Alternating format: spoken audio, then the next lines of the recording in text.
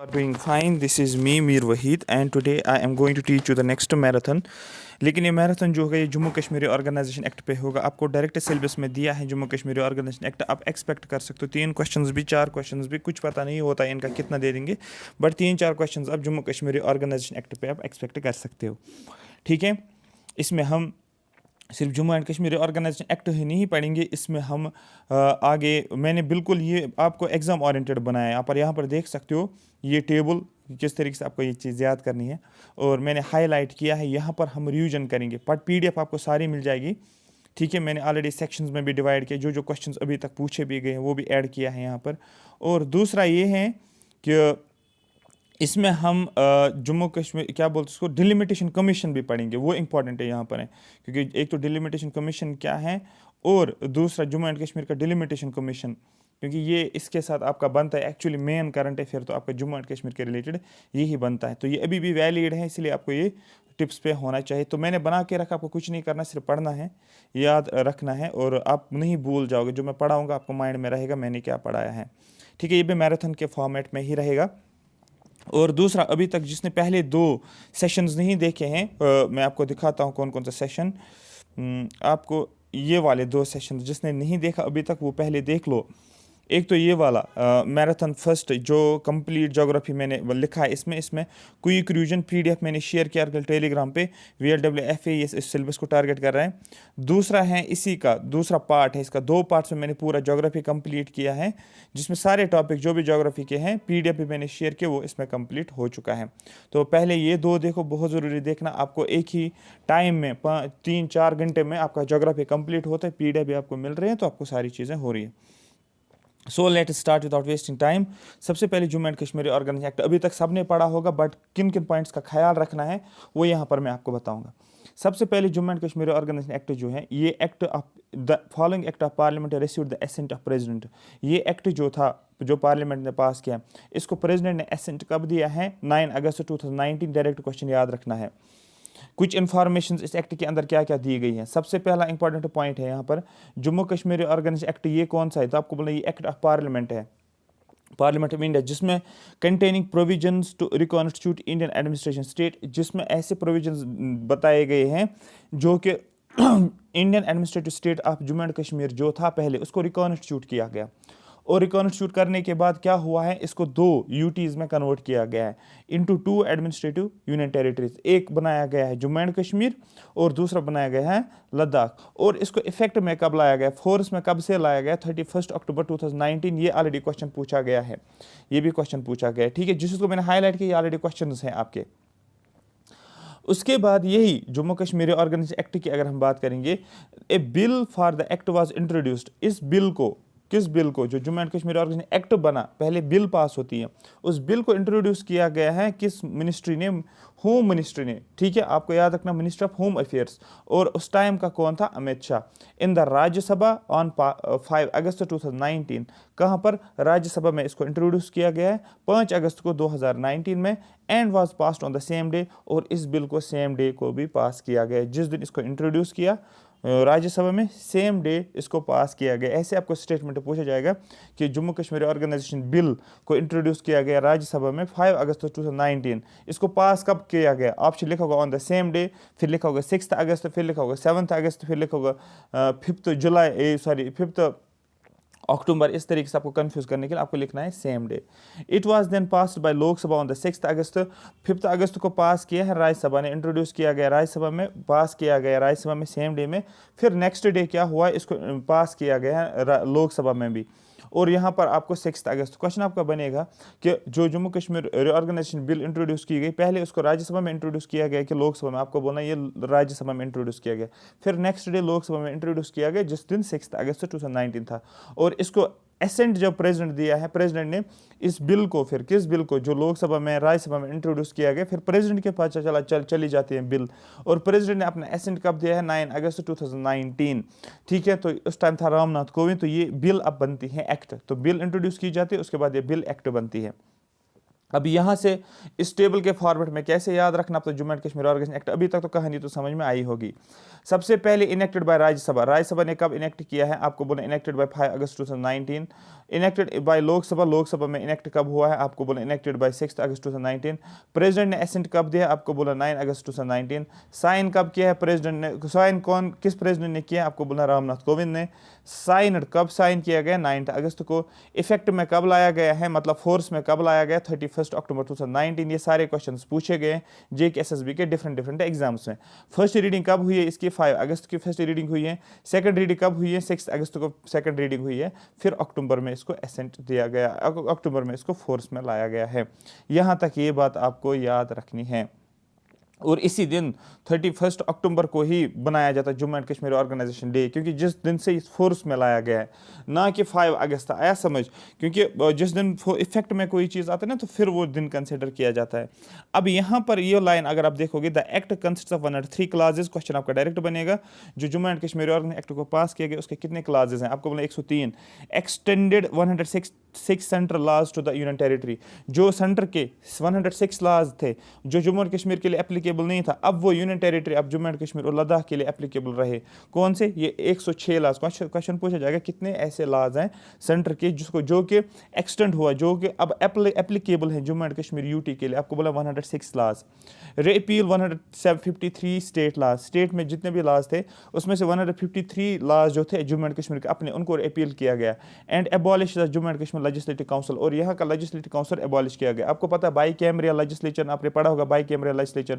By कैमरियल legislature में क्या होता है, एक होता है लेजिस्लेटिव असेंबली, एक होता है लेजिस्लेटिव काउंसिल।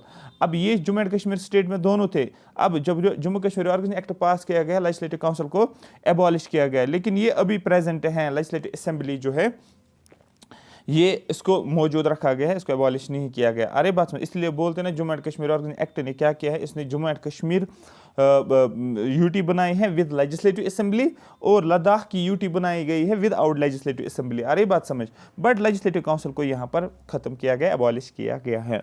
एक आर्टिकल जो आपके टिप्स पे होना चाहिए, जिसको आर्टिकल 239A बोलते हैं, the act provides that the administration of the Jammu and Kashmir will be as per article 239A। ये डायरेक्ट आपका क्वेश्चन बनेगा कि इस एक्ट में, किस में, जम्मू कश्मीर ऑर्गेनाइजेशन एक्ट में बताया गया है जो भी जम्मू एंड कश्मीर के एडमिनिस्ट्रेशन जो होगी वो किस हिसाब से चलाई जाएगी। आपको बोलना है सर वो जो इंडियन कॉन्स्टिट्यूशन का आर्टिकल 239A है, उस आर्टिकल 239A के हिसाब से Jammu and Kashmir organisation, Jammu and Kashmir UT की एडमिनिस्ट्रेशन होगी।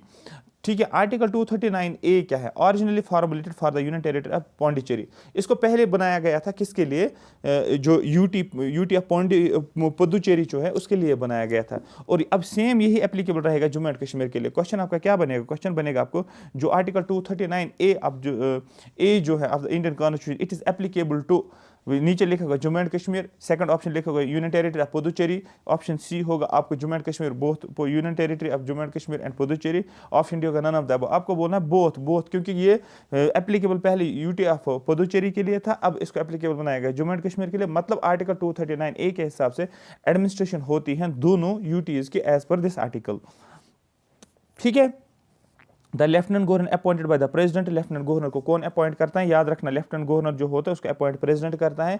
Will administer the union territory of Jammu and Kashmir, और यही लेफ्टिनेंट गवर्नर एडमिनिस्टर करेगा union territory of Jammu and Kashmir. तो अपॉइंट कौन इसको करता है, अपॉइंट करता है इसको प्रेसिडेंट, और एडमिनिस्टर कौन करेगा, यही लेफ्टिनेंट गवर्नर एडमिनिस्टर करता है। Which will have a legislative assembly of, और यहाँ पर जम्मू एंड कश्मीर में आपको पता है ये जम्मू एंड कश्मीर में रखा गया है लेजिस्लेटिव असेंबली, और उस लेजिस्लेटिव असेंबली में जो होंगे 107 से लेकर 114 मेंबर्स आपको देखने को मिलेगा। ये इंपॉर्टेंट है, ये रेंज याद रखना, 107 to 114 मेंबर्स किस में रहेंगे, लेजिस्लेटिव असेंबली में। और इसको एडमिनिस्टर कौन करेगा, इसको एडमिनिस्टर करेगा लेफ्टिनेंट गवर्नर। लेफ्टिनेंट गवर्नर को अपॉइंट कौन करेगा, लेफ्टिनेंट गवर्नर को प्रेसिडेंट अपॉइंट करेंगे। ये किस यूटी के लिए है, आपको बोला जम्मू एंड कश्मीर यूटी के लिए, ना कि लद्दाख के लिए, क्योंकि लद्दाख के लिए लेजिस्लेटिव असेंबली नहीं है, इतना आपको याद रखना। अब देखो आगे, द लेजिस्लेटिव असेंबली में मेक लॉज, लेजिस्लेटिव असेंबली का काम क्या होगा, ये लॉज बनाएगा, जो भी कानून होंगे वो लेजिस्लेटिव असेंबली बनाएगा।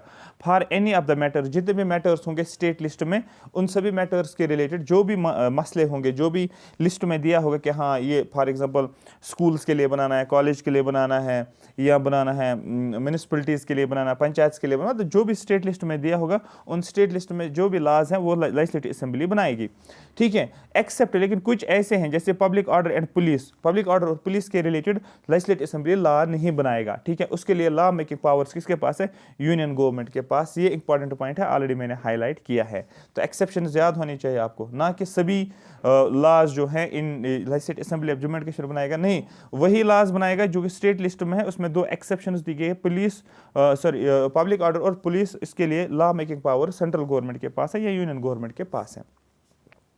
ए council of ministers including the chief minister will be appointed by the lieutenant governor, क्योंकि लेजिस्लेटिव असेंबली है, इसमें काउंसिल ऑफ मिनिस्टर्स भी होंगे। काउंसिल ऑफ मिनिस्टर्स का हेड चीफ मिनिस्टर रहेगा, और इस काउंसिल ऑफ मिनिस्टर्स जिसमें चीफ मिनिस्टर भी होता है, इस काउंसिल ऑफ मिनिस्टर्स को अपॉइंट कौन करेगा? आपको बोला लेफ्टिनेंट गवर्नर। क्वेश्चन बनेगा आपको, चीफ मिनिस्टर अपॉइंटेड बाय, आपको बोला चीफ मिनिस्टर जो होता है उसको अपॉइंट करेगा लेफ्टिनेंट गवर्नर, और काउंसिल ऑफ मिनिस्टर्स भी होता है, उसको भी अपॉइंट करता है lieutenant governor on the advice of the chief minister. वो ज्यादा थोड़ा फिर डिटेल में हो जाएगा, बट अभी आपको यहाँ इतना ही याद रखना है।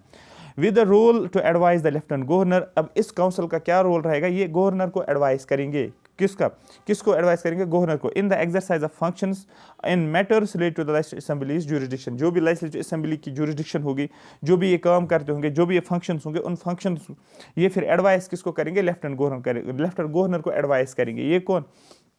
ये इसी काउंसिल का काम होगा, जो हमें काउंसिल ऑफ मिनिस्टर्स देखने को मिलेगा। इन अदर मैटर्स, जो भी बाकी मैटर्स होंगे, the lieutenant governor is empowered to act in his own capacity. कुछ ऐसे भी मैटर्स होंगे जहां पर लेफ्टिनेंट गवर्नर जो है वो खुद अपने तरीके से उस पर एक्ट करेगा, ठीक है। कुछ ऐसे मैटर्स भी होंगे, एक तो उसको एडवाइस लेनी पड़ेगी, कुछ ऐसे मैटर्स भी होंगे जहां पर इसको एडवाइस काउंसिल ऑफ मिनिस्टर से लेना जरूरी है, लेकिन कुछ ऐसे भी मैटर्स है जहां पर लेफ्टिनेंट गवर्नर खुद अपनी कैपेसिटी में, अपने आप बोल सकते हो अपनी कैपेसिटी में ही वो क्या कर सकता है? डिसीजंस ले सकता है। Who will have the power to promulgate ordinance, इसके पास पावर होता है, ये ऑर्डिनेंस को प्रोमलगेट करता है। हैविंग द सेम फोर्स, और जो भी ये अपनी मर्जी पे, आप बोल सकते हो अपनी कैपेसिटी में जो भी ये डिसीजंस ले लेगा, उसका पावर जो रहेगा वो सेम रहेगा, ठीक है। जैसे कि एक लॉ जब पास किया जाता है, लेजिस्लेचर जब लॉ पास करता है, सेम पावर उसका भी रहता है, जो कि ये ऑर्डिनेंस प्रोमलगेट करेगा कौन? Lieutenant governor. यही लिखा गया, having the same force as acts enacted by the legislature. जो स्टेट लेजिस्लेचर होता है या लेजिस्लेटिव असेंबली एक्ट पास करते हैं, उसका सेम पावर होता है, जो कि लेफ्टिनेंट गवर्नर जो कोई भी डिसीजन अगर ऑर्डिनेंस कोई भी प्रोमलगेट करता है। तो क्वेश्चन बनेगा, क्या लेफ्टिनेंट गवर्नर ऑर्डिनेंस प्रोमलगेट कर सकता है? आपको बोला yes, lieutenant governor has a power to promulgate ordinance, and that ordinance having the same force as act, right? The act abolishes the legislative council. इस एक्ट ने क्या किया है? लेजिस्लेटिव काउंसिल को एबॉलिश किया है। मैंने ऑलरेडी आपको बोला है किस लेजिस्लेटिव काउंसिल को एबॉलिश किया गया है? Jammu and Kashmir legislative council को एबॉलिश किया गया है। ये ऑलरेडी बहुत सारे एग्जाम्स में पूछे गए पिछले 2-3 सालों से, ये डायरेक्ट क्वेश्चन, इसलिए मैंने इसको ज़्यादा हाईलाइट किया है।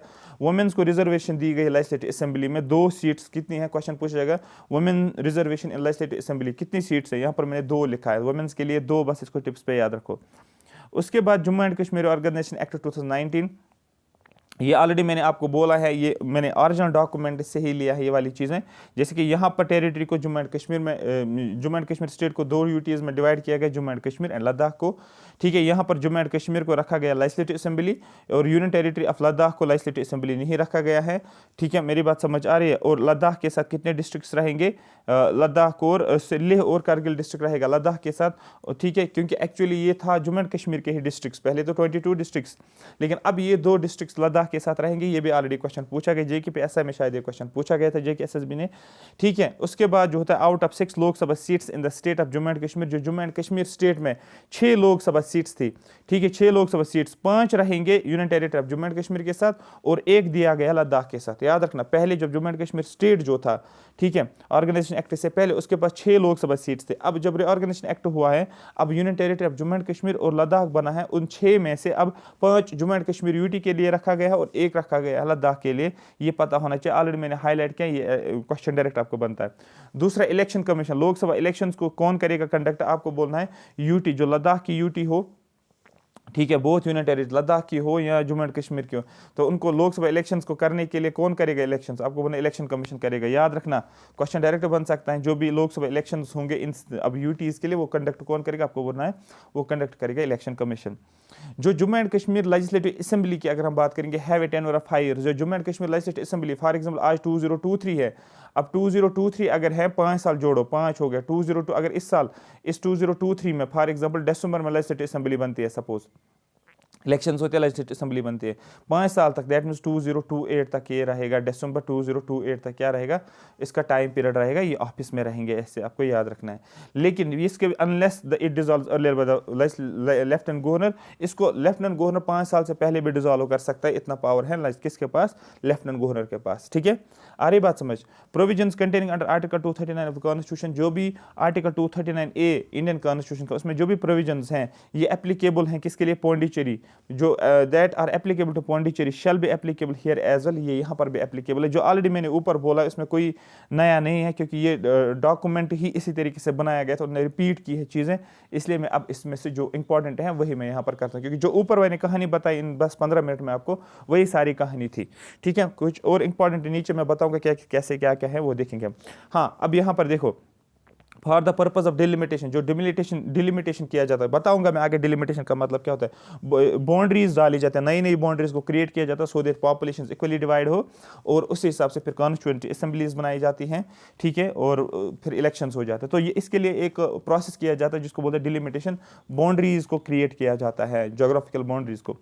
ठीक है, और इस डिलिमिटेशन का पर्पस जो है for the purpose of delimitation, ठीक है, डिलिमिटेशन को करने के लिए 2011 सेंसस लिया गया है। याद रखना, क्वेश्चन पूछा जाएगा कि जो भी डिलिमिटेशन हुआ है उसके लिए कौन सा सेंसस किया गया है, मतलब कौन से फिगर्स लिए गए हैं। आपको बोला पॉपुलेशन 2011 सेंसस के हिसाब से बेंचमार्क लिया गया है। Number of seats in the legislative assembly of Jammu and Kashmir shall increase from, जो number of seats Jammu and Kashmir legislative assembly में 107 से बढ़ाया गया है 114। याद रखना, क्वेश्चन बनेगा कि जो भी डिलिमिटेशन कमीशन बनाया गया है, नंबर ऑफ सीट्स कितनी रखी गई है, किसके लिए, जम्मू एंड कश्मीर के लिए। आपको बोलना है लेजिस्लेटिव असेंबली के, आपको बोलना 107 से लेकर 114 सीट्स को क्या किया गया है, इंक्रीज किया गया है।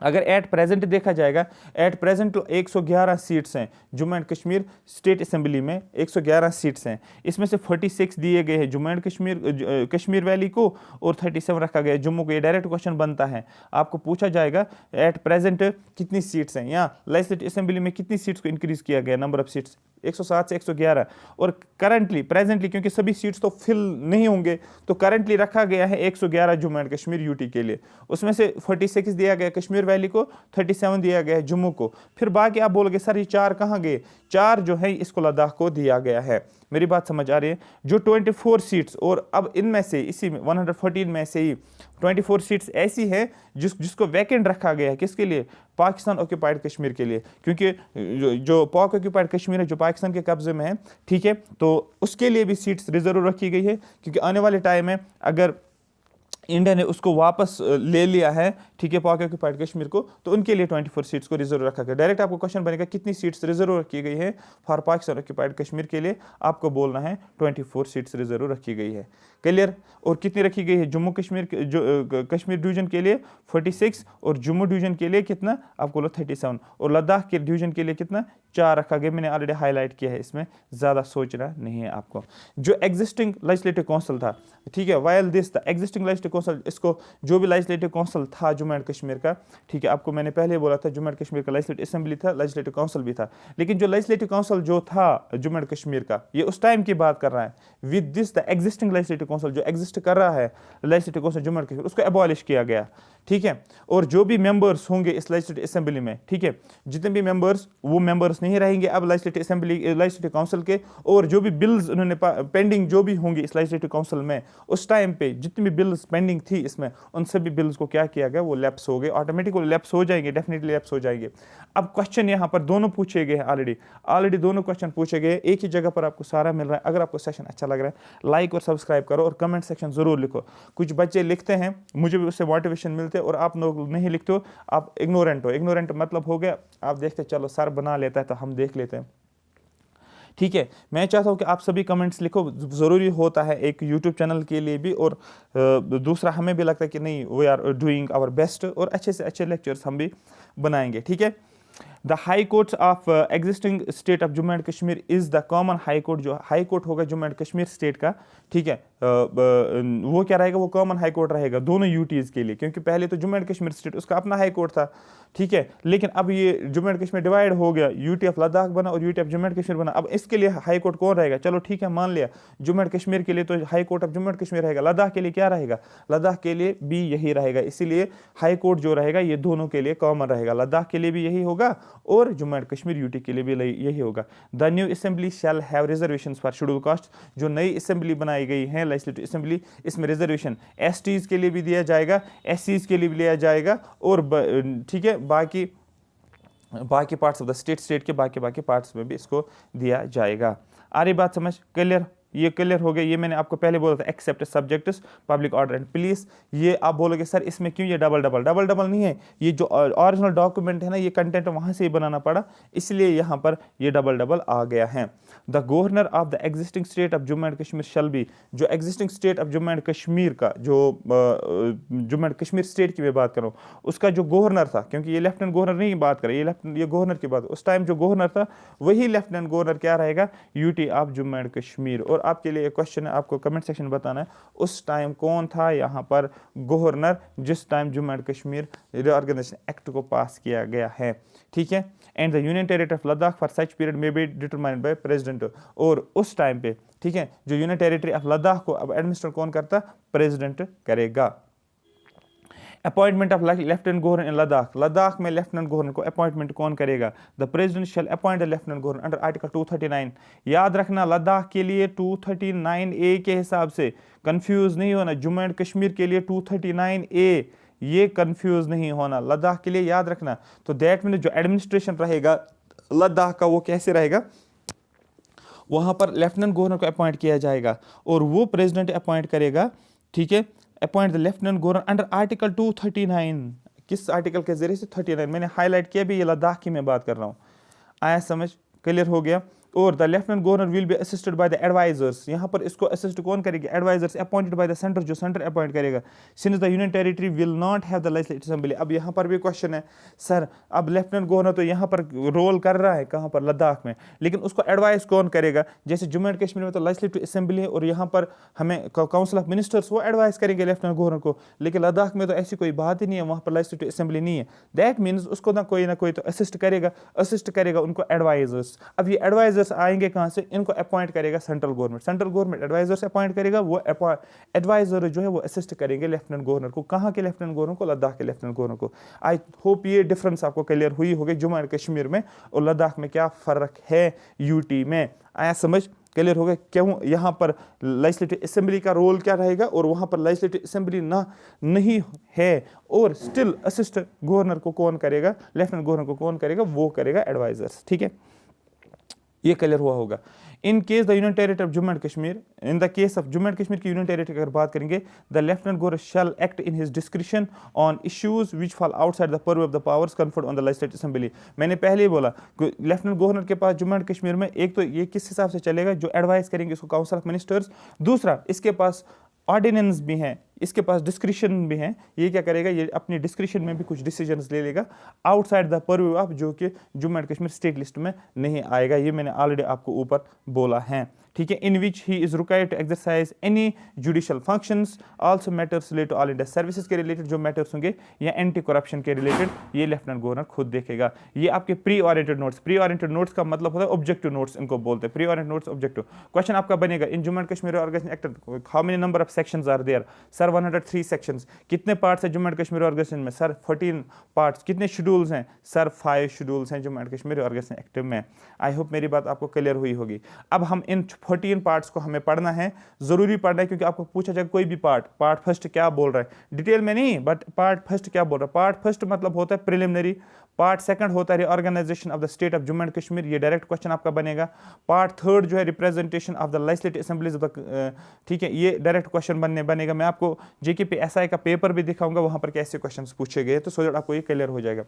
Part first preliminary, part second reorganisation किया गया है, reorganisation of the state of Jammu and Kashmir और part third representation in the legislatures the council of states, ठीक है, जो काउंसिल ऑफ स्टेट्स हैं उनकी रिप्रेजेंटेशन की यहाँ पर बात की गई है। यहाँ पर पार्ट फोर्थ की बात की गई administration of the union territory of Ladakh, देखो लद्दाख की यूनियन टेरिटरी की एडमिनिस्ट्रेशन की बात की गई है। फोर्थ फिफ्थ की बात की गई डिलिमिटेशन ऑफ द कॉन्स्टिट्यूशन, ये हमें अलग से एक टॉपिक पढ़ना है। पार्ट सिक्स्थ की बात की गई scheduled caste and scheduled tribes की बात की गई है। पार्ट सेवन्थ की बात की गई, इसको आपको सारे पार्ट्स को याद रखें, miscellaneous part seventh. Part eighth में high court common high court है, यही जो मैंने ऊपर बोला ना कॉमन हाई कोर्ट, वो यहाँ पर ही बताया गया है। पार्ट नाइन्थ की बात की हमने advocate general of union territory of Jammu and Kashmir, क्योंकि यहाँ का क्या रहेगा, एडमिनिस्ट्रेटिव जनरल रहेगा, सॉरी एडवोकेट जनरल रहेगा union territory of Jammu and Kashmir. Part tenth की बात करेंगे authorisation of expenditure and distribution of revenues के रिलेटेड बात की गई। पार्ट 11th की बात करेंगे ठीक है,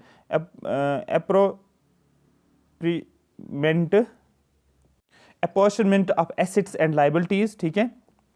उसके बाद पार्ट 9th की बात करेंगे provisions as to certain corporations and any other matters, ठीक है, कॉर्पोरेशंस के रिलेटेड मैं बताऊंगा अभी की वर्ड्स जो आपको याद रखने, आपको पूरी लाइन याद नहीं रखनी है। पार्ट 13 की बात करेंगे यहाँ पर provisions related to services. Part 14 की बात करेंगे लीगल एंड मिसलिनियस प्रोविजंस। अब देखो याद कैसे रखना है इसको, कुछ भी नहीं करना आपको, बिल्कुल सबसे पहला तो आपको याद रहेगा डायरेक्टली पार्ट फर्स्ट आप प्री एग्जाम देते हो, ठीक है। फिर क्या करना है, फिर आपको याद रखना है जम्मू एंड कश्मीर के रिलेटेड बताया गया, रीऑर्गेनाइज करना है जम्मू एंड कश्मीर को। पार्ट थर्ड आपको यहाँ पर क्या करना है, लेजिस्लेचर को पकड़ना है, बस इतना आपको याद रखना है। पार्ट फोर्थ की बात करेंगे लद्दाख की यूटी की बात की गई है। पार्ट सिक्स फिफ्थ की बात करेंगे डिलिमिट करना है। पार्ट सेवन्थ की बात की SC ST की बात करेंगे। पार्ट सेवन्थ की बात करेंगे, पार्ट सेवन्थ में आपको बोलना है मिस किया है उसको, किसको मिस किया है, अपनी मिस को मिस किया है। पार्ट 8th की बात हाई कोर्ट तो याद रहेगा। पार्ट 9th की बात एडवोकेट जनरल ही याद रखना है बस। पार्ट 10th की बात यहाँ पर क्या करेंगे, यहाँ पर रेवेन्यूज को पकड़ना है और कुछ भी नहीं। पार्ट 11th की बात करेंगे यहाँ पर assets and liabilities. Part 12th की बात करेंगे यहाँ पर कॉर्पोरेशन, ये कीवर्ड कॉर्पोरेशन है। यहाँ पर 13 की बात सर्विसेज की मैंने बात की, और यहाँ पर लीगल आपने पकड़ा है, आपको सीधे याद हो जाएगा। आपको कोई भी पार्ट पूछ सकते हैं, लेकिन आपको पूरी स्टोरी के हिसाब से याद रखना है। स्टोरी के हिसाब से याद रखोगे तभी आप क्वेश्चन को ठीक करोगे। शेड्यूल्स यहाँ पर आप देख सकते हो, ये हो गया। शेड्यूल्स कितने, 5 शेड्यूल्स है, 5 के 5 शेड्यूल्स को जानना जरूरी है। शेड्यूल फर्स्ट क्या बोल रहा है, देखो schedule first, schedule second, schedule third, schedule fourth, schedule fifth.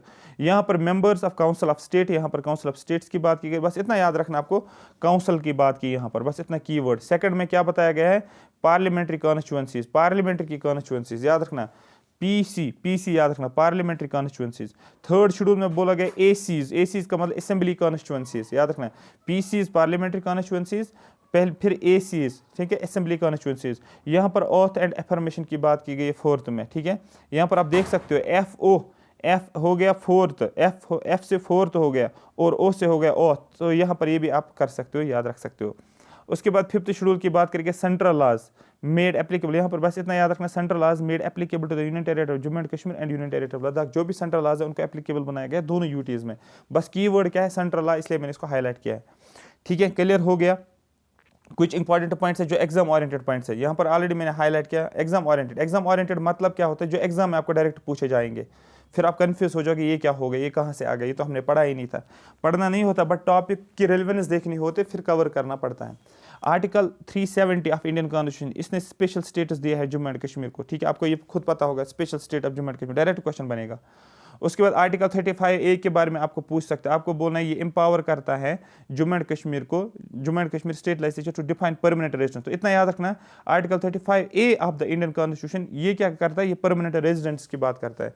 Before 1947 से पहले जम्मू एंड कश्मीर क्या था, ये प्रिंसली स्टेट, आपको कोई डायरेक्ट क्वेश्चन पूछा जाएगा, बिफोर 1947 जम्मू एंड कश्मीर कौन सी स्टेट थी, ठीक है, आपको बोला ये प्रिंसली स्टेट थी, ठीक है। और क्या हुआ है, एक्सेशन हुआ है, accession of Jammu and Kashmir कब हुआ है, इंडिया के साथ इसने क्या किया, एक्सेशन हुआ है 26 अक्टूबर 1947। देखो 31 अक्टूबर में ये इफेक्ट में लाया गया Jammu and Kashmir organisation act, ठीक है। और इसी महीने में अक्टूबर में ही, लेकिन ये 1947 की बात करें, क्या हुआ है 1947 26 अक्टूबर को एक्सेशन हुआ है। उसके बाद यहाँ पर आप देखोगे Jammu and Kashmir organisation bill को इंट्रोड्यूस कब किया गया, राज्यसभा में 5 अगस्त को 2019 में अमित शाह ने किया है, ठीक है। ये ऑलरेडी मैंने आपको बताया, ये वही पॉइंट्स है जो ऑलरेडी ऊपर मैंने बताया, इसलिए मैंने इसको हाईलाइट नहीं किया है, ये सेम वही पॉइंट्स है। देखो यहाँ पर ये वही पॉइंट्स है, 24 रिमेन्स वैकेंट, ठीक है। आया समझ। और उसके बाद यहाँ पर आप देखो ये वाला पॉइंट आपके लिए इंपॉर्टेंट है, Maharaja Hari Singh signed the instrument of accession. मैंने बोला था इंस्ट्रूमेंट ऑफ एक्सेशन कब हुआ है, 26 अक्टूबर 1947। किसने किया, महाराजा हरी सिंह ने किया है। किसके साथ, in favour of the Indian union के साथ। कुछ क्वेश्चन है जो एग्जाम्स में अभी तक पूछे गए हैं, ये यहाँ पर आप देख सकते हो। On which date Jammu and Kashmir reorganisation act came into force, किस डेट को जम्मू एंड कश्मीर को फोर्स में लाया गया है, 31 अक्टूबर 2019। डायरेक्ट क्वेश्चन पूछा गया है, who introduced reorganisation act of Jammu and Kashmir on 5 August 2019, who minister of home affairs, यहाँ पर आप देख सकते हो। और 5 अगस्त में कहाँ पर, आपको बोला राज्यसभा में, और इसने लिखा भी है राज्यसभा में। How many schedules are there in Jammu and Kashmir act, कितने शेड्यूल्स हैं, आप डायरेक्ट बोलोगे सर 5 शेड्यूल्स हैं।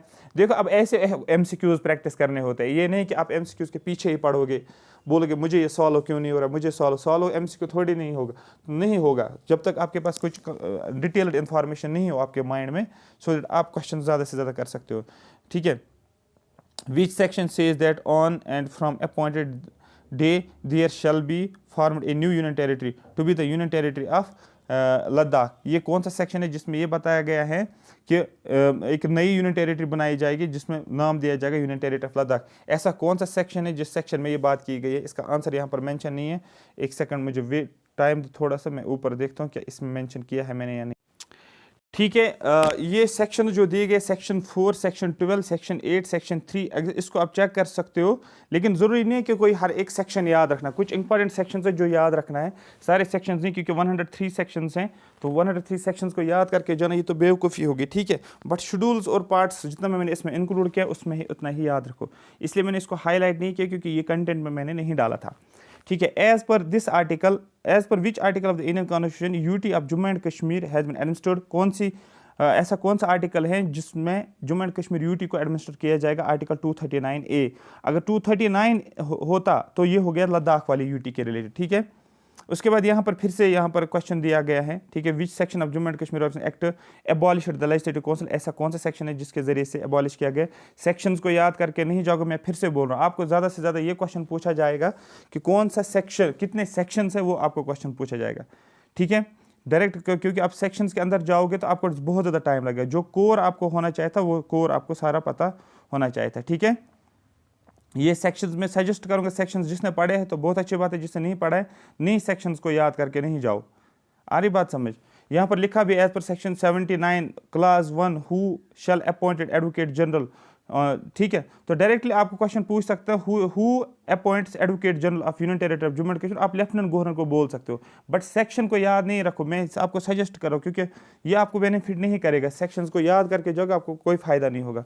आउट ऑफ 6 लोकसभा सीट्स, जो लोकसभा सीट जो थी एलोकेट किया गया था जम्मू एंड कश्मीर को, लेकिन जब ये यूटी बन गई तो इसमें कितनी एलोकेट की गई थी यूटी ऑफ लद्दाख को, फिर उसके बाद 1 किया गया है 6 में से, पहले 6 थी जम्मू एंड कश्मीर को, लेकिन यूटी बनने के बाद लद्दाख को 1 दी गई है और 5 रही जम्मू एंड कश्मीर यूटी के साथ।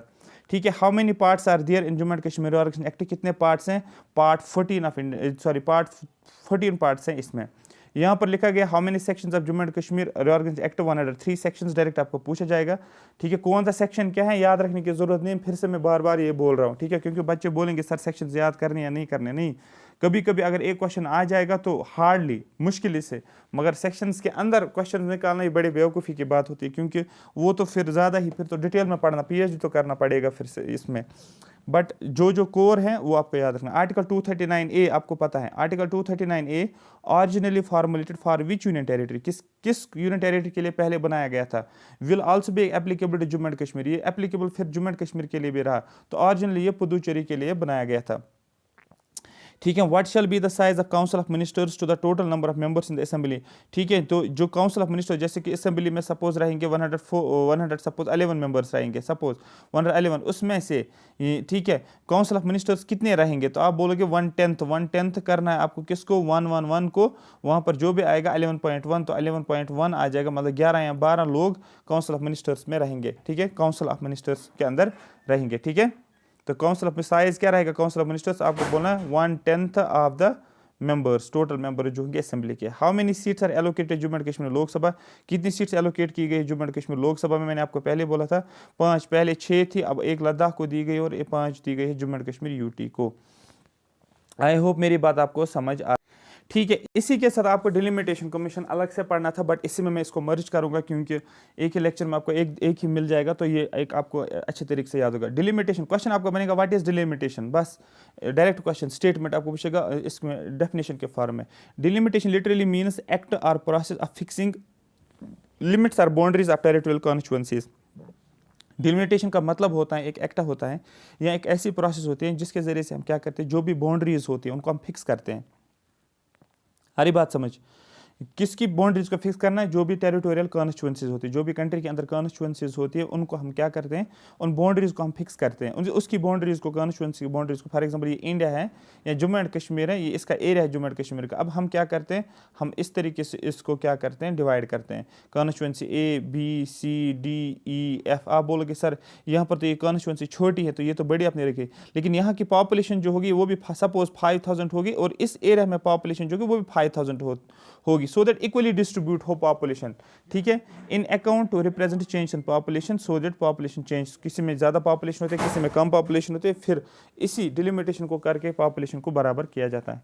क्यों डिलिमिटेशन किया जाता है? To provide equal representation to equal segments of the population, equal representation provide किया जाता है। ठीक है, fair division of geographical area, geographically divide किया जाता है एरिया को, मतलब मैंने अभी बोला आपको कैसे डिवाइड किया जाता है, so that one political party does not have any advantage over another political party over another in an election, so that political parties को एक इक्वल ये रहेगा, एक रिप्रेजेंटेशन रहेगा, क्योंकि एक पॉलिटिकल पार्टी को एडवांटेज नहीं रहेगा दूसरे से, जो अगर एक कॉन्स्टिट्यूएंसी से और दूसरा दूसरी कॉन्स्टिट्यूएंसी से लड़ते हैं तो इनको सेम एक ये रहना चाहिए। तो इस डिलिमिटेशन कमीशन में, डिलिमिटेशन में क्या किया जाता है, to follow the principle of one vote one value, एक वोट का एक वैल्यू रखा जाता है। How delimitation is carried out, delimitation को कैसे किया जाता है, अंडर आर्टिकल 82। क्वेश्चन अगर पूछेगा आर्टिकल 82 इज रिलेटेड टू, आपको बोलना डिलिमिटेशन के रिलेटेड। Under article 82 the parliament enacts the delimitation act after every census. Article 82 parliament क्या करता है, अंडर आर्टिकल 82 पार्लियामेंट क्या करता है, जो भी सेंसस होती है हर सेंसस के बाद डिलिमिटेशन किया जाता है। आई होप मेरी बात आपको समझ आ रही होगी। अंडर आर्टिकल 170, आर्टिकल 170 क्या बोल रहे हैं, states also get divided into territorial constituencies. ये स्टेट जम्मू एंड, पहले ही तो ये पूरा इंडिया है, इसमें क्या किया गया है, इसमें बनाया गया कॉन्स्टिट्यूएंसीज, फिर स्टेट्स हो गए, जम्मू एंड कश्मीर में भी अलग अलग अपनी कॉन्स्टिट्यूएंसीज होती है। ये लिखा है states also get divided into territorial constituencies. States क्या होती है, वो टेरिटोरियल कॉन्स्टिट्यूएंसी में डिवाइड होती है as per delimitation act after every census, जो भी सेंसस होते हैं उस हिसाब से। One is the act is in force, जब ये डिलिमिटेशन एक्ट फोर्स में होता है, the union government sets a delimitation commission, और यूनियन गवर्नमेंट सेटअप करता है डिलिमिटेशन कमीशन। क्वेश्चन आपका डायरेक्ट बनता है, डिलिमिटेशन कमीशन को कौन सेट करता है? ठीक है, आपको बोलना है यूनियन गवर्नमेंट, ना कि स्टेट गवर्नमेंट, ये याद रखना है। The first delimitation exercise was carried out by president, पहले डिलिमिटेशन एक्सरसाइज किसने किया था? प्रेसिडेंट ने करवाया था, with the help of election commission, किसके जरिए से? इलेक्शन कमीशन के जरिए से। 1950 और 1951, ये सारे आपके एग्जाम ओरिएंटेड क्वेश्चन हैं, सारे आपके एग्जाम ओरिएंटेड क्वेश्चंस हैं। ठीक है, उसके बाद delimitation commission act was enacted इन, फिर डिलिमिटेशन कमीशन एक्ट को पास किया गया है 1952 में। Delimitation commission have been setup 4 time, 4 बार डिलिमिटेशन कमीशन को सेटअप किया गया है। 1952 याद रखना है, 63 याद रखना है, 1973 याद रखना है, 2002 याद रखना। फिर आप बोलोगे सर 1981 या 1991 में क्या हुआ था? उस टाइम पे कोई भी डिलिमिटेशन कमीशन नहीं किया गया था। There was no delimitation after the 1981 और 1991 सेंसस, इसलिए यहाँ पर आप देखोगे ये मिसिंग है। 52 है, 10 साल के बाद 63 आएगा, 10 साल के बाद 73 आ जाएगा, 10 साल के बाद फिर आना चाहिए 81, फिर 91, फिर 2002। तो इसमें 4 ही बार हुआ है, ये आपको याद रखना है। ठीक है, और इनके लिए अलग अलग एक्ट्स पास किए गए। जो ये वाला डिलिमिटेशन हुआ था उसके लिए एक एक्ट पास किया गया, ये वाला, ये डिलिमिटेशन हुआ था इस एक्ट के जरिए से, ये डिलिमिटेशन हुआ था इस एक्ट के जरिए से। ठीक है, 1973 में डिलिमिटेशन हुआ, लेकिन एक्ट कौन था? 1972, कंफ्यूज नहीं होना। डिलिमिटेशन हुआ 1952 में और एक्ट कौन था? 1952। डिलिमिटेशन हुआ 1963 में, एक्ट कौन था? 1962, याद रखना। ठीक है, ये हो गया delimitation commission. The delimitation commission is appointed by president, direct question है, डिलिमिटेशन कमीशन को अपॉइंट कौन करता है? आपको बोलना है डिलिमिटेशन कमीशन को अपॉइंट करता है प्रेसिडेंट, याद रखना इस पॉइंट को। ठीक है, and works in collaboration with the election commission of India. और फिर क्या होता है, ये डिलिमिटेशन कमीशन किसके साथ कोलैबोरेट करता है? फिर जब ये काम की बात होती है तो डिलिमिटेशन कमीशन और इलेक्शन कमीशन साथ होते हैं। आई होप मेरी बात समझ आ रही होगी। फंक्शन मैंने ऑलरेडी आपको बताया। अब कंपोजिशन की बात करेंगे। डिलिमिटेशन कमीशन में इस कमीशन जब हम डिलिमिटेशन कमीशन बिठाते हैं इसमें कौन कौन होता है? रिटायर्ड सुप्रीम कोर्ट जज, सुप्रीम कोर्ट का जज होता है, याद रखना जो रिटायर है। चीफ इलेक्शन कमिश्नर भी होता है, ठीक है। और रेस्पेक्टिव स्टेट इलेक्शन कमिश्नर्स, जिस स्टेट में डिलिमिटेशन करनी है, ठीक है, तो वहाँ पर क्या किया जाता है, वहाँ पर स्टेट इलेक्शन कमिश्नर्स को रखा जाता है, ठीक है। यहाँ पर ये एग्जाम ओरिएंटेड क्वेश्चंस हैं। The delimitation commission in India, जो भी डिलिमिटेशन कमीशन इंडिया में बनाई जाती है, ये एक हाई पावर बॉडी है, इसके पास अच्छा खासा पावर होता है। Whose orders have the force of law, ये जो भी ऑर्डर पास करेंगे ये सेम होता है जैसे एक लॉ होता है। And can not be called in question before any court, और किसी भी कोर्ट में इसके ऊपर क्वेश्चन नहीं कर सकते हैं।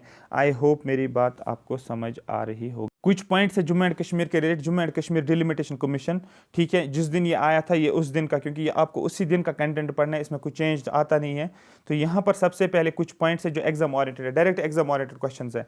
क्वेश्चन क्या है? सबसे पहला क्वेश्चन है आपका 9 seats reserve for ST for the first time. पहली बार 9 सीट्स को रिजर्व रखा गया है एसटीज के लिए, ये सबसे पहली बात है, डिलिमिटेशन कमीशन ने रखा है, ठीक है। कितनी सीट्स को रिजर्व रखा गया? 9 सीट्स को रिजर्व रखा गया पहली बार। ऑल 5 पार्लियामेंट्री कॉन्स्टिट्यूंसीज, जिसमें पीसीज बोला जाता है, जो भी 5 के 5 पार्लियामेंट्री कॉन्स्टिट्यूंसीज हैं, to have equal number of, इसमें बराबर इक्वल नंबर ऑफ होंगे assembly constituencies. For 5 parliamentary constituencies, हर पार्लियामेंट्री कॉन्स्टिट्यूंसीज में same number of assembly constituencies होंगे, ये भी पहली बार हो चुका है। ऑफ द 90 असेंबली कॉन्स्टिट्यूंसी, जो भी 90 असेंबली कॉन्स्टिट्यूंसीज है उसमें 43 जम्मू के लिए और 47 कश्मीर के लिए। ये Jammu and Kashmir organisation act में नहीं बोल रहा हूँ, ये डिलिमिटेशन कमीशन की मैं बात कर रहा हूँ। कंफ्यूज नहीं हो ना कि सर आपने बोला था 43 और बोला था 37 कश्मीर डिवीजन के लिए और जम्मू डिवीजन के। वो जम्मू कश्मीर ऑर्गेनाइजेशन एक्ट की मैंने बात की थी, सीट्स की बात मैंने बात की थी मैंने लेजिस्लेटिव असेंबली में। लेकिन यहाँ पर मैं कॉन्स्टिट्यूंसी असेंबलीज की मैं बात कर रहा हूँ, ठीक है, असेंबली कॉन्स्टिट्यूंसीज की मैं बात कर रहा हूँ। टोटल 90 है। अब इसमें से ही 43 जम्मू और इसमें से 47 किसके लिए? कश्मीर के लिए। कंफ्यूज नहीं होना, टोटल मिलाओगे तो 90 बन जाएगा। उसके बाद Jammu and Kashmir treated as a single entity for the purpose of delimitation. Jammu and Kashmir को एक सिंगल एंटिटी बनाई गई है डिलिमिटेशन करने के लिए। पटवारी सर्कल, या patwari circle is the lowest administrative unit which has not been broken. Lower level पे जो एडमिनिस्ट्रेशन होगी एज पर डिलिमिटेशन के हिसाब से वो पटवारी सर्कल होगा। All assembly constituencies shall remain within the boundary of the concern district. जितनी भी असेंबली कॉन्स्टिट्यूंसीज हैं, जो भी एसीज मैंने अभी बोला, जो भी असेंबली कॉन्स्टिट्यूंसीज हैं वो रहेंगे बाउंड्री के अंदर ही, एक कंसर्न डिस्ट्रिक्ट के बाउंड्री के अंदर ही रहेंगे वो assembly constituencies. Commission recommends additional seat in assembly for Jammu Kashmir migrants के लिए एंड डिस्प्लेस्ड पर्सन्स फ्रॉम पाक ऑक्यूपाइड कश्मीर। बहुत ज़्यादा इंपॉर्टेंट है, बहुत ज़्यादा इंपॉर्टेंट है। बोला जाएगा जो डिलिमिटेशन कमीशन रिसेंटली हेल्ड किया गया जम्मू एंड कश्मीर में, क्या माइग्रेंट्स के लिए सीट्स को रिजर्व रखा गया? Yes sir, migrants, Kashmiri migrants को भी इंक्लूड किया गया है। तो एडिशनल सीट रखी गई है असेंबली के अंदर, किसके लिए? कश्मीरी माइग्रेंट्स के लिए। आई होप मेरी बात आपको समझ आ रही होगी। और किसके लिए? और पाक ऑक्यूपाइड कश्मीर में जो पर्सन हैं, मतलब जो मैंने अभी बोला था, उनके लिए भी रखा गया, पीओ के लिए भी, माइग्रेंट्स के। तो यहाँ पर कीवर्ड ज़्यादातर माइग्रेंट्स मैंने ब्लैक से हाईलाइट किया क्योंकि क्वेश्चन पूछ सकते हैं। The delimitation commission headed by, अब इस डिलिमिटेशन कमीशन में कौन था? आपको ना justice Ranjana Prakash, a retired जज of the supreme court of India. बहुत ज़्यादा इंपॉर्टेंट है। जो Jammu and Kashmir delimitation commission हुआ है रिसेंटली, उसका हेड कौन थी? आपको बोलना है रंजना प्रकाश देसाई। ये रिटायर्ड सुप्रीम कोर्ट जज थी, इसने इसको हेड किया, मतलब आप इसको बोलते चेयरमैन थी।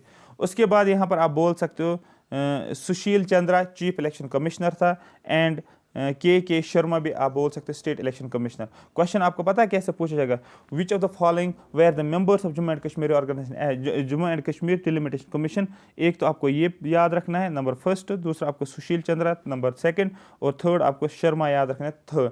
3 हो गए। और चेयरमैन जो थी वो थी कौन? रंजना प्रकाश देसाई। ये इंपॉर्टेंट यहाँ पर है, ठीक है, क्लियर हो गया। या क्वेश्चन पूछेगा ऐसा कौन सा स्टेट इलेक्शन कमिश्नर था जिसको एज ए मेंबर बनाया गया था डिलिमिटेशन कमीशन? आप बोलते हो के शर्मा। ऐसे भी पूछ सकते हैं, वो डिपेंड करता है आपने किस हिसाब से याद रखा होगा। क्लियर हो गया, समझ आ गया, ये था। और यहाँ पर यही था, बस मुझे एक्चुअली ये पॉइंट बताना था इसमें कि out of 90 assembly constituencies, 90 assembly कॉन्स्टिट्यूंस में से 43 जो हैं वो जम्मू को दिया गया है, 47 रखा गया है कश्मीर के लिए, ठीक है। Keeping in view the provisions of the section 9(1) clause A सब clause 1 सब clause A of the delimitation act of 2022, और कौन सा डिलिमिटेशन एक्ट ऑफ 2022 के हिसाब से याद रखना है, डिलिमिटेशन एक्ट को याद रखना है 2002 के हिसाब से, ठीक है। उसके बाद यहाँ पर और after consultation with associate members representatives of the political parties, जब इस डिलिमिटेशन कमीशन ने क्या किया है, उसने कंसल्टेशंस की हैं मेंबर्स के साथ, पॉलिटिकल पार्टीज के साथ, सिटीजन्स के साथ, सिविल सोसाइटी ग्रुप्स के साथ। 9 ACs assembly constituencies have been reserve for STs। Direct question पूछा जाएगा STs के लिए कितना रखा गया है रिजर्व, आपको बोला 9, आउट ऑफ विच उसमें से 9 में से 6 ऐसे होंगे जो कि जम्मू के लिए रखा गया है और 3 रखा गया कश्मीर वाले। क्वेश्चन आपका बनेगा जो रिसेंटली किया गया है डिलिमिटेशन कमीशन, कितनी सीट्स किसके लिए रिजर्व रखी गई, आपको बोला 9 सीट्स जो हैं असेंबली कॉन्स्टिट्यूंसी उसको रिजर्व रखा गया है और STs के लिए। अब 9 में से किसको 6 दिया गया है जम्मू डिवीजन को और 3 रखी गई हैं कश्मीर डिवीजन को। There are 5 parliamentary constituency in the region. Question पूछा जाएगा जम्मू एंड कश्मीर में जो कॉन्स्टिट्यूंट असेंबली बनाई गई है कितनी पार्लियामेंट्री कॉन्स्टिट्यूंसीज में इसको डिवाइड किया, टोटल तो 5, जम्मू एंड कश्मीर में 5 पार्लियामेंट्री कॉन्स्टिट्यूंसीज, और हर पार्लियामेंट्री कॉन्स्टिट्यूंसीज में equal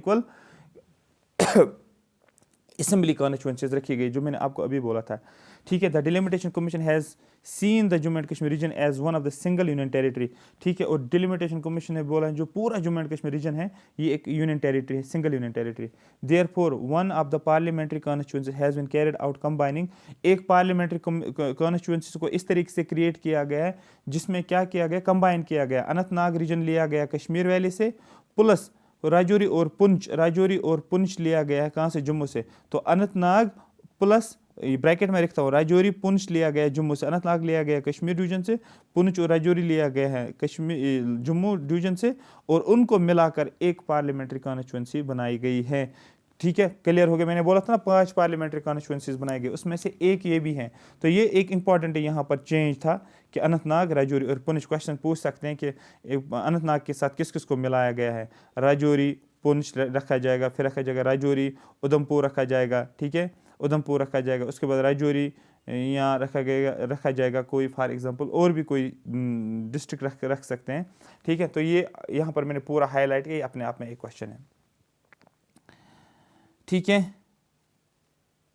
by the reorganisation each parliamentary constituency, जितनी भी पार्लियामेंट्री कॉन्स्टिट्यूंसीज हर में से कितने रखे जाएंगे, 18। मैंने पहले बोला तो देखो ये पार्लियामेंट्री कॉन्स्टिट्यूंसी बनाई गई है, कितनी parliamentary constituencies, 5 parliamentary constituencies. For example ये 5 पार्लियामेंट्री, ऐसे आप समझो ये 5 पार्लियामेंट्री कॉन्स्टिट्यूंसीज बनाई गई है।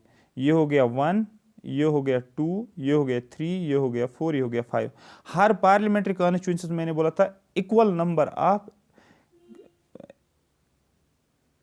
असेंबली कॉन्स्टिट्यूंसीज, AC जिनको बोला जाता है। तो ये पूरा रेड कलर जो है ना, ये वाला पूरा ये पार्लियामेंट्री कॉन्स्टिट्यूंसीज, ये मैंने लिखा है यहाँ पर, ये पार्लियामेंट्री कॉन्स्टिट्यूंसीज हैं। लेकिन हर पार्लियामेंट, ये पहली है, सेकंड है, थर्ड है, 4 है, 5th, ऐसे आपको समझ में आएगा। हर पार्लियामेंट्री ये कॉन्स्टिट्यूंसीज में इक्वल नंबर ऑफ क्या रखा गया, असेंबली कॉन्स्टिट्यूंसीज। तो यहाँ पर भी असेंबली कॉन्स्टिट्यूंसी, यहाँ पर भी असेंबली कॉन्स्टिट्यूंसीज, यहाँ से भी असेंबली कॉन्स्टिट्यूंसीज, यहाँ से भी नंबर ऑफ असेंबली कॉन्स्टिट्यूंसी, यहाँ से भी असेंबली कॉन्स्टिट्यूंसी। अगर total number of assembly constituencies मैंने आपको बोला टोटल जो है 90 रखा गया है, और एक यहाँ पर पार्लियामेंट्री कॉन्स्टिट्यूंसी जो है 5 में डिवाइड किया गया। मुझे बोलो ज़रा हर 90 डिवाइडेड बाय 5 कितना हो गया, 18। हर असेंबली कॉन्स्टिट्यूंसीज में, हर पार्लियामेंट्री कॉन्स्टिट्यूंसीज में कितने नंबर ऑफ असेंबली कॉन्स्टिट्यूंसीज आ जाएगा, वो 18, इसके भी 18, इसके भी 18, इसके भी 18, इसके भी 18, इसके टोटल करोगे यही बनता है 90 असेंबली कॉन्स्टिट्यूंसीज, जिसको डिवाइड किया गया है 5 पार्लियामेंट्री कॉन्स्टिट्यूंसीज में। तो ये बॉक्स एक हो गया, एक पार्लियामेंट्री कॉन्स्टिट्यूंसी इसमें 18 है, दूसरी पार्लियामेंट्री कॉन्स्टिट्यूंसी इसमें 18 असेंबली कॉन्स्टिट्यूंसीज हैं। इस तरीके से आपको समझना है। क्लियर हो गया, मैथमेटिक्स इसका समझ में आ गया, रटा नहीं करना है, इसको थोड़ा सा लॉजिक भी लगाना है।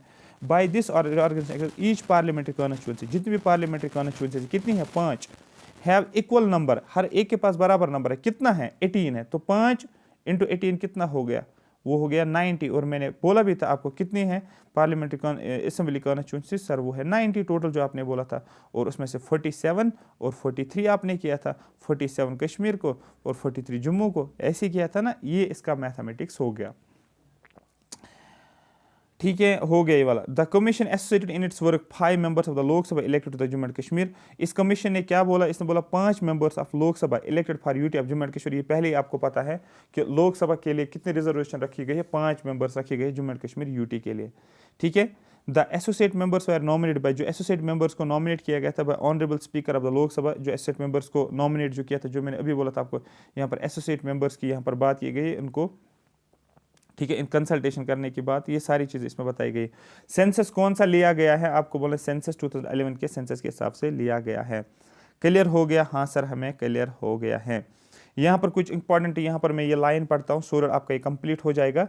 Having regard to relevant provisions of the constitution, article 330 and article 332 and subsection 67 of section 14 of Jammu and Kashmir organisation act, the number of seats to be reserved for the schedule castes and the scheduled tribes in the legislative assembly of the union territory of Jammu and Kashmir was worked out on the basis of 11 census। बस इतना आपको याद रखना है, section 14 आपको पता होना चाहिए Jammu and Kashmir organisation act का। ये सेक्शन क्या बोल रहा है, ये सेक्शन बोल रहा है नंबर ऑफ सीट्स को रिजर्व किया गया है शेड्यूल कास्ट में और शेड्यूल ट्राइब्स में, किस में, जम्मू एंड कश्मीर के अंदर। और जो सीट्स रखी गई हैं रिजर्व एसटीज और एससीज के लिए, कौन किस सेंसस के हिसाब से, 2011 के सेंसस के हिसाब से। बस ये इसका इतना सफिशिएंट था, और ये आपको मैंने पहले बोला था। ठीक है, यहाँ पर according to the delimitation commission, accordingly the delimitation commission reserve 9, ठीक है 9 सीट्स को रखा गया, 9 असेंबली कॉन्स्टिट्यूंसीज रखी गई है एसटीज के लिए। एसटीज के लिए मैंने अभी बोला था, फिर मैंने बोला था आपको 6 और 3, 6 जम्मू के लिए, 3 कश्मीर के लिए, and for the first time 7 for एससीज के लिए, और 7 सीट्स एससीज के लिए रिजर्व रखी गई है। याद रखना, जम्मू कश्मीर डिलिमिटेशन कमीशन जो हुआ है, इसमें एसटीज के लिए भी सीट्स रिजर्व रखी गई है, एससीज के लिए भी सीट्स रखी गई है, और एससीज के लिए, एसटीज के लिए 9 और एससीज के लिए 7 रखी गई है। बस इतना आपको याद रखना है। और इसमें कितने डिस्ट्रिक्ट्स लिए गए हैं, 20 डिस्ट्रिक्ट्स लिए गए हैं, और उन 20 डिस्ट्रिक्ट्स को 3 कैटेगरीज में डिवाइड किया गया है। ये आपको याद रखना है। Category A, district having prominently हिली एंड डिफिकल्ट एरियाज, मतलब हिली रीजन्स को लिया गया है। डिस्ट्रिक्ट सेक्शन बी में लिया गया फ्लैट एरियाज में, हिल्स और फ्लैट्स को मिलाकर, और यहाँ पर क्या लिया गया, फ्लैट एरियाज लिए गए डिस्ट्रिक्ट सी में। बस अगर आपको क्वेश्चन पूछा जाएगा, जो ये कमीशन बिठाया गया है, कितनी कैटेगरीज में डिस्ट्रिक्ट्स को डिवाइड किया गया, आपको उन्हें 3 कैटेगरीज में डिवाइड किया गया। बस इतना आपको याद रखना है। ठीक है, ये था, ये याद रखने की जरूरत नहीं है, बस ये आपको पता होना चाहिए था जो आपके एग्जाम में पूछा जाता है। ठीक है, क्लियर हो गया। ये ऑलरेडी मैंने आपको ऊपर भी बताया है जो आपको पता होना चाहिए। ये भी मैंने आपको बोला था, who headed the delimitation commission. ये रिवीजन सेशन, रिवीजन सीरीज ऐसे ही करनी होती है। इंपॉर्टेंट पॉइंट्स हैं जो एग्जाम ओरिएंटेड याद होने चाहिए, ज़्यादा इसमें घुसना नहीं है। और ये मैंने कंटेंट बनाया था क्योंकि मुझे पढ़ना भी था कंटेंट को, बट आपके रिलेटेड एग्जाम के रिलेटेड इससे ज़्यादा नहीं करना है। जो हाईलाइटेड है वही देखना है। मैंने पहले बोला था डिलिमिटेशन कमीशन में 3 मेंबर्स थे और उसका हेड कौन था, आपको बोला जस्टिस रिटायर्ड रंजना देसाई। आ रही समझ, बस इतना ही आपको मैंने यही एक पॉइंट हाईलाइट किया और यही आपको पता होना चाहिए और कुछ भी नहीं। ये गवर्नमेंट डॉक्यूमेंट से मैंने ये चीज़ें ली हुई है। ठीक है, यहाँ पर एक और पॉइंट है, the delimitation exercise was carried out by the provisions of part 5 of the Jammu and Kashmir organisation act. अब ये डिलिमिटेशन कमीशन जो किया गया है, डिलिमिटेशन एक्सरसाइज जो जम्मू एंड कश्मीर में की गई है, किस एक्ट के जरिए से, आपको बोला Jammu and Kashmir organisation act 2019 का जो हुआ उसके हिसाब से। और वहाँ का पार्ट 5 क्या बोल रहा है, डिलिमिटेशन कमीशन ही बोल रहा है। आ रही बात समझ, आई होप मेरी बात आपको क्लियर हुई होगी। ठीक है, ये भी हो गया। 9 सीट्स को रखा गया एसटीज के लिए, 7 रखा गया एससीज के लिए, ऑलरेडी मैंने आपको बता दिया। आई होप मेरी बात आपको पूरी की पूरी समझ आई होगी। ये जम्मू एंड कश्मीर ऑर्गेनाइजेशन, ये Jammu and Kashmir official language bill अगर पढ़ोगे तो ठीक है, अगर नहीं पढ़ोगे तो ज़रूरत नहीं है, बट जो आपके सिलेबस में था वो मैंने आपको कवर कर दिया। ठीक है, एक ही सेशन में मैंने इसको कवर किया है। बस सिर्फ आपको क्या करना, हाईलाइटेड पोर्शन को देखना है, 1-2 बार सुनना है, जो पहले कॉन्सेप्ट को समझना। पहले 10-15 मिनट बहुत ज़्यादा इंपॉर्टेंट है समझने के लिए कि क्या क्या चल रहा था यहाँ पर, किस तरीके से क्या हुआ है। अगर आपको ये सेशन अच्छा लगा, आई होप आपको अच्छा ही लगा होगा। कमेंट सेक्शन ज़रूर करो, कमेंट सेक्शन में ज़रूर मेंशन करो अपना कमेंट। ठीक है, सो दैट हमें भी लग रहा है कि आप वॉच करो और आप इंटरेस्टेड भी हो, और आप सो दैट उससे क्या होता है ना कि हम ज़्यादा से ज़्यादा काम करते हैं और आपको और भी सेशंस आ जाएंगे। ठीक है, अच्छे तरीके से। और आपको पता है कंटेंट को बनाने में बहुत ज़्यादा टाइम लगता है, तो लाइक भी करो, सब्सक्राइब भी करो। और दूसरा ये है कि इसकी PDF जो है आपको टेलीग्राम ग्रुप में मिल जाएगी, जैसे मैंने पहली PDF शेयर की है, वहाँ से आप इसको डाउनलोड कर सकते हो। और जो आपको कुछ समय पढ़ा रहे हो उन सेक्शन को सीरियसली ले लो, क्योंकि आपको रेडीमेड सारी चीज़ें एक ही जगह पर मिल रही हैं। छोटे से छोटा क्वेश्चन भी अगर आपको निकल जाता है ना, तो आप बहुत ज़्यादा आगे जाओगे बाकी स्टूडेंट से। Thank you so much for watching me.